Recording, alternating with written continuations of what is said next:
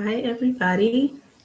Welcome to another episode of the Pro Cheerleading Podcast. This one's called Brooklyn's Finest. This took me back to Jay-Z's Reasonable Doubt.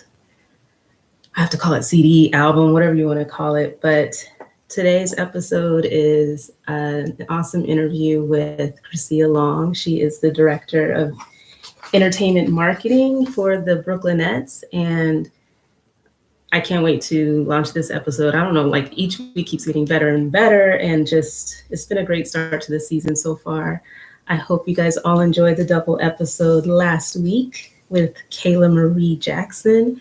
So many gems, you guys, and I had 2 more hours of content that I could have blessed you with, but hopefully we can do something to have her back on because she just gave such great advice. I got a lot of positive feedback from people about that episode. But this one's also pretty amazing. I think it's great to hear from the directors directly and just hearing her story and how she's managed the team and balancing that with being a mom, a wife. I mean, you name it. She's just an all-around fantastic person, and really enjoyed meeting up with her towards the end of the summer. But she shared, some of the challenges from this summer with the team, kind of rallying around, the Black Lives Matter movement, and just a lot of good information in there. So I can't wait to share it with you. Hello, everybody joining. You guys, we made it to December. It is December of 2020, and we just need to breathe it in and accept that we're almost finished with this year. I know I woke up like, okay, it's a new month. It's the last month, feeling a little bit more hopeful. So anyway, let's just relish in that. It's sunny here in Seattle for a whole freaking week. So I'm just like, things are turning around. It took Scorpio season to make things come around. I've been meaning to go on a Scorpio tangent for every episode since I launched, and I kept forgetting as part of Cheer Chat to say how amazing Scorpios are and how many freaking Scorpios in this space there are. And it just is not at all surprising. Not at all surprising. I won't even name names because every single one of them are just super dope in my eyes. But I just want to say that 2020 started turning around when Scorpio season hit. So we're taking credit for it, period. I am anyway. Okay, so what's next? Let's see. I hope you guys all had a wonderful Thanksgiving. I cooked successfully, and we're out of leftovers, which is a good thing in this household so that I can start working that food off. But I hope you all had a great holiday with your loved ones and remain safe and, just enjoyed a probably lower key Thanksgiving than normal. I don't know who watched the game, the Thanksgiving game I forgot who the Cowboys were playing, but that game is the one that I watched. And I just want to give a little shout out. I know we don't typically, like Brittany and I over the years, didn't spend that much time talking about DCC because they're literally everywhere. And we just thought they get enough publicity and what do we add to the conversation? But these women are working. That's all I can say. I mean, Thanksgiving, sometimes, like the Christmas stuff that they're doing. I mean, they are doing a Christmas extravaganza. I think it's something that they hold locally in person, and they have the light up costumes, and this whole to do, but they're doing it virtually this year. So I'm going to watch. They already have one on the 27th of November, but there's one on December 11th and one on December 24th, and you can watch on Facebook and Twitter. And I just want to give a shout out to them. I mean, on so many levels, and I'll probably touch on them throughout, but I just think it's just a mastermind of a marketing job with those ladies. And you would think nothing changed, nothing skipped. They didn't skip a beat at all, just with their marketing and promotion, their sponsorships, what they're doing on social media. All you have to do is look at their feed for 5 seconds and you'll see, virtual appearances. You'll see them plug in their sponsors. I mean, they just got it like a well-oiled machine. And I don't know, there's no thought to them not existing or not doing anything just because the Rona is here acting foolish. We'll touch on that a little bit more later, but I just wanted to say they did a great job with Kane Brown. I'd never heard of that boy before, but he was cute and had a little country, and I was feeling it. So it was a good show. Good job, ladies. And I don't know how you worked on Thanksgiving, but maybe it was just something with Thanksgiving being a little low key where you couldn't celebrate like you used to. Maybe you didn't miss out on as much as you would normally, but I see you working, ladies. So good job. That's all I want to say. Go DCC. Oh, and I'm now watching the show episode that's going to air tonight. Maybe you guys have already seen it, but let's just say, you know, they did it looked decent, like what they did in terms of setting them up in that bubble and just the way that the ladies were protecting themselves with masks and whatnot. Seemed like maybe some drama took place. I don't know. We'll find out. But I just thought that it was off to a good start, having all of the ladies like reviewing all of the videos and learning the routines, you know, prior to training camp started.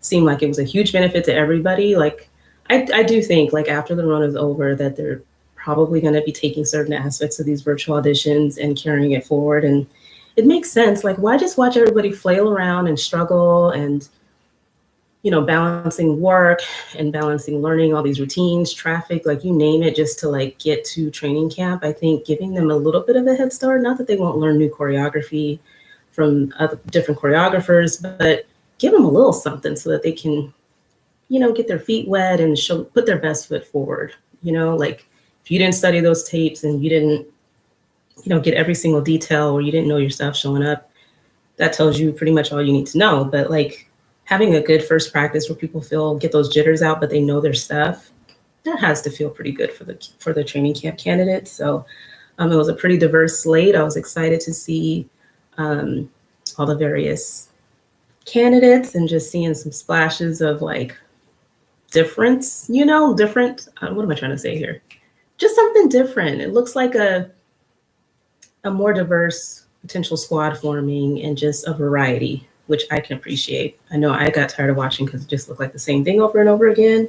But these are hardworking ladies, and it's nice that they got to do it in a condensed time frame. I'm just really curious to see. Of course, they're going to drag it out, right, for the season. But I'm curious to see. Tonight's episode is about the uniform fitting, and so I'm just looking how they work this. I won't even say angle, but how they address diversity to the extent it comes up during the season.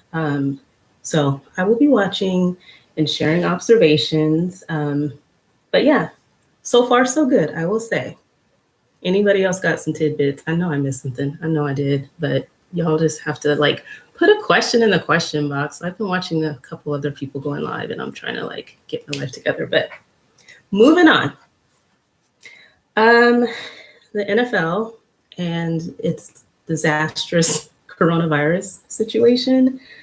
I was watching the game last night, of course, because the Seahawks played, but there was a stat that was mentioned that we're the only team in the entire NFL that hasn't had a positive case of the coronavirus, so knock on some wood.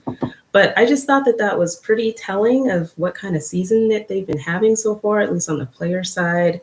We'll get to the dancers in a minute, but they've had a total of 18 games rescheduled since the start of the season, okay, just because of different coronavirus tests and having to shift the schedules around and postpone things. And that's a lot, right? But then it was just so hard. I didn't watch this game on Sunday, but the Denver Broncos, poor thing, poor baby. Like he was on the practice squad and was a wide receiver. And basically because of some little snafu in the quarterback's room during a meeting where somebody didn't have a mask on temporarily, whatever, they violated their coronavirus protocols. So none of those quarterbacks were eligible to play in the game. And so they had to go dig up this poor child from the practice squad, played a completely different position. I don't even remember when he played quarterback ever, but they had him start against the freaking Saints. You know, they're doing well. Like that must have just been so hard. And just shout out to him for even just like stepping it up to even do it. Like, God, I don't even know. It's a hot mess, basically. And it just made me, you know, think like, how are they going to get through December and January? Because you guys all know, I mean, the coronavirus shutdown, smackdowns going on and pretty much almost everywhere except Atlanta, it seems. Like, what's going on in Atlanta?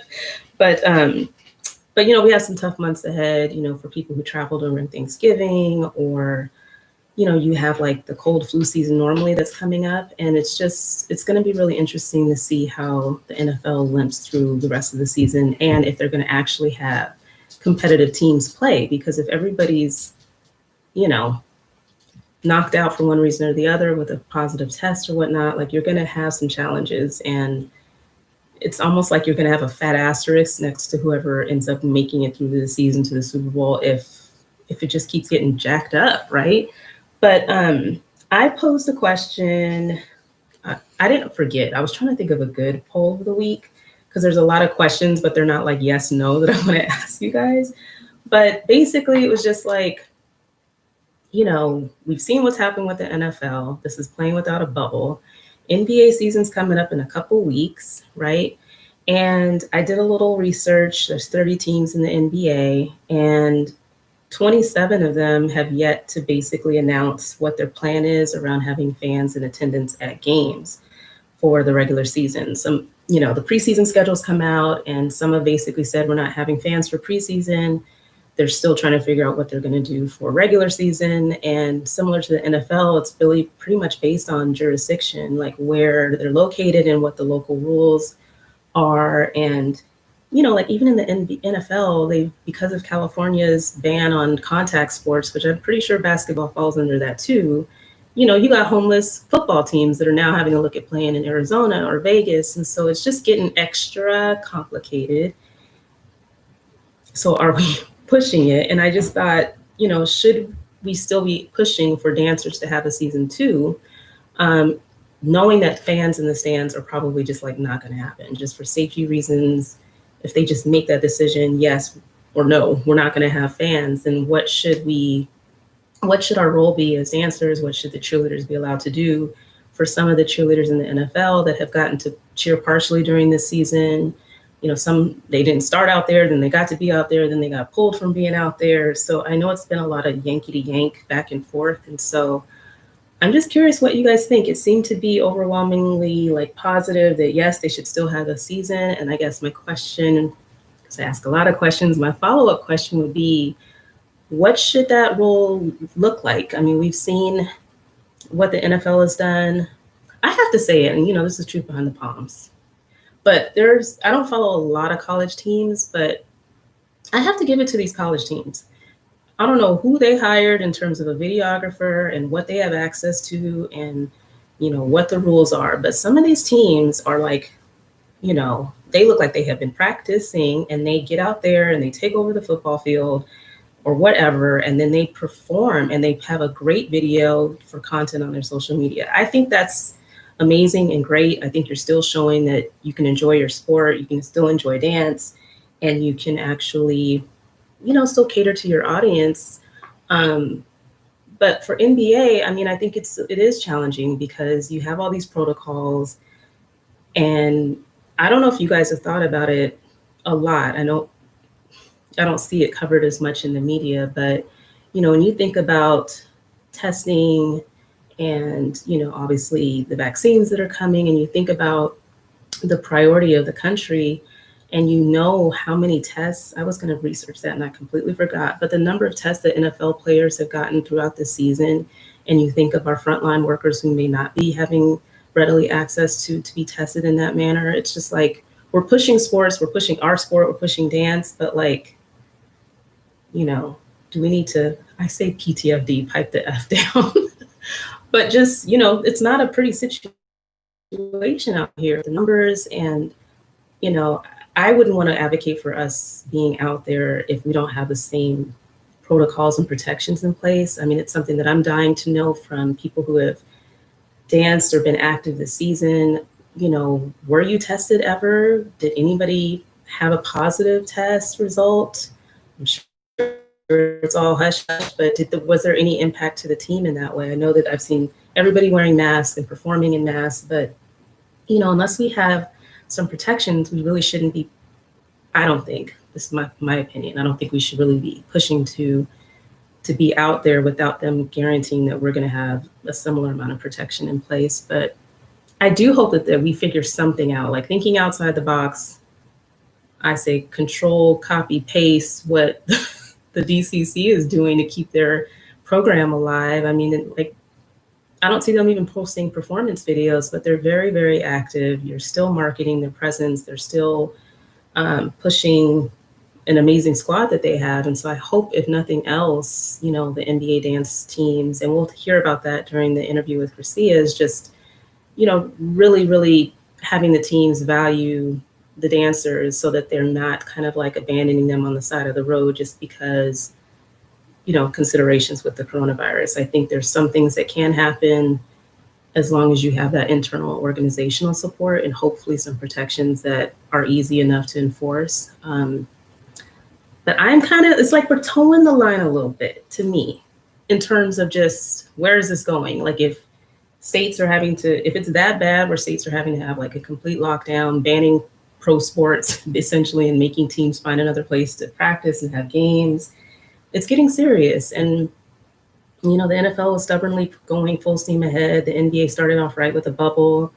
Now they're going to be kind of in the same space. At least they're doing it without fans, but what is our real role and what do we get to do when there aren't fans?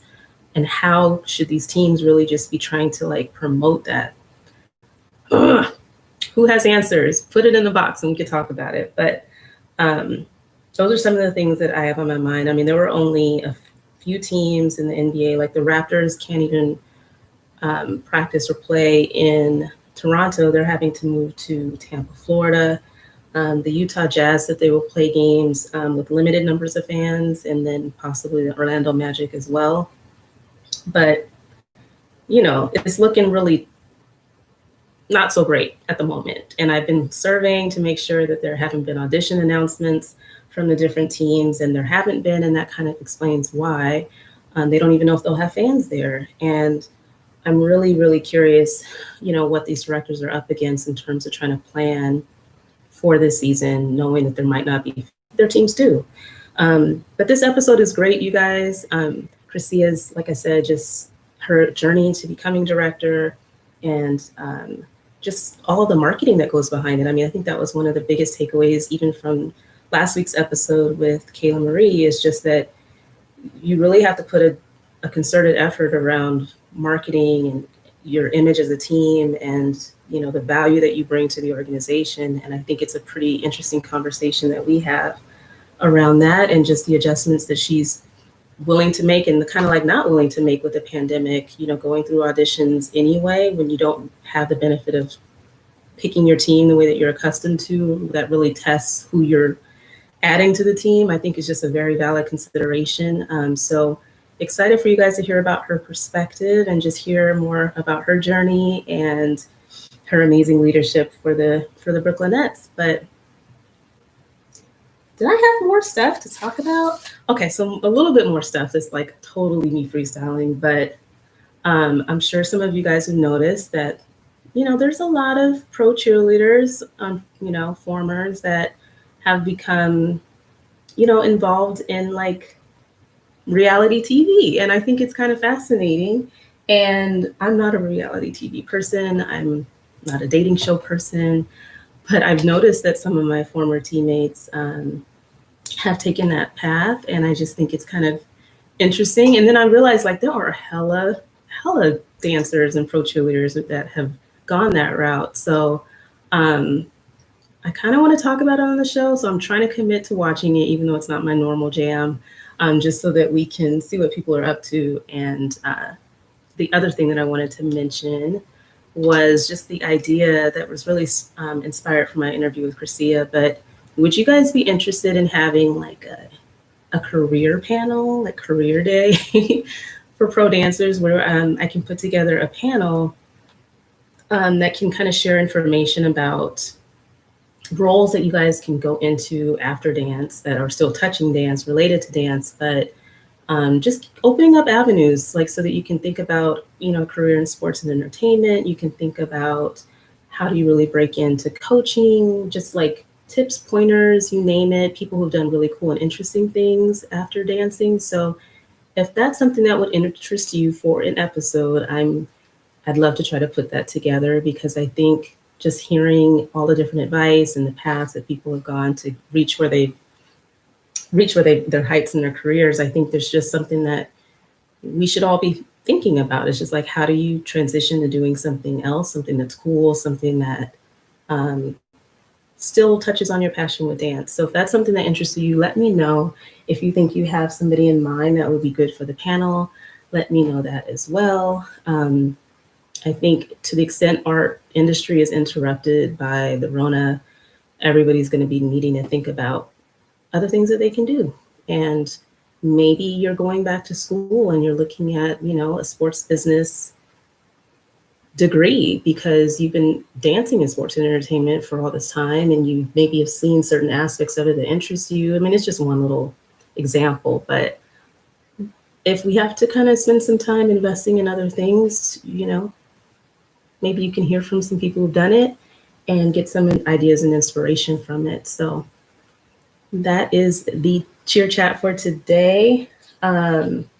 I can't believe I didn't look at the results of this survey before I went live. So hopefully, I just am curious what you guys said. I know that last time I checked, it was overwhelmingly like, no, you still need to be out there doing something, right?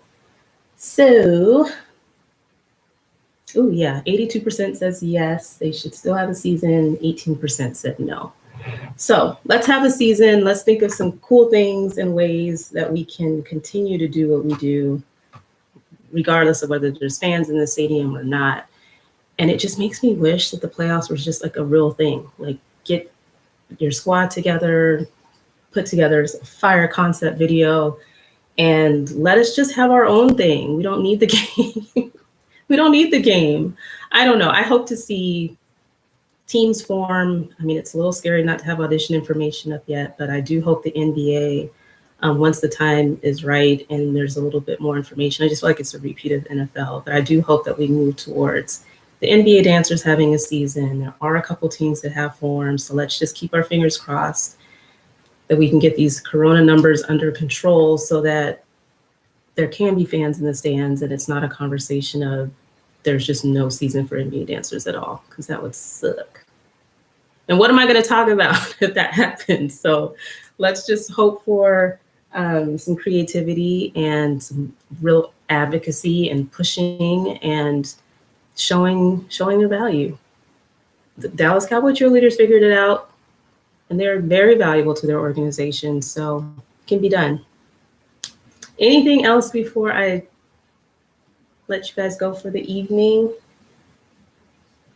I wish somebody would join me. Everybody else gets people that calls into their lives, but I know everybody's shy and probably has to ask permission and blah, blah, blah, blah, blah. But you guys are more than welcome to do that. I do record and edit from going live, but it's our show, so we can do whatever we want to do.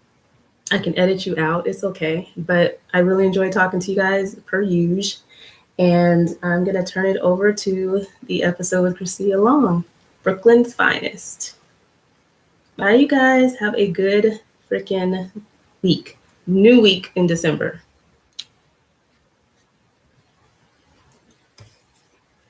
Any questions in YouTube? All right. Thanks for joining.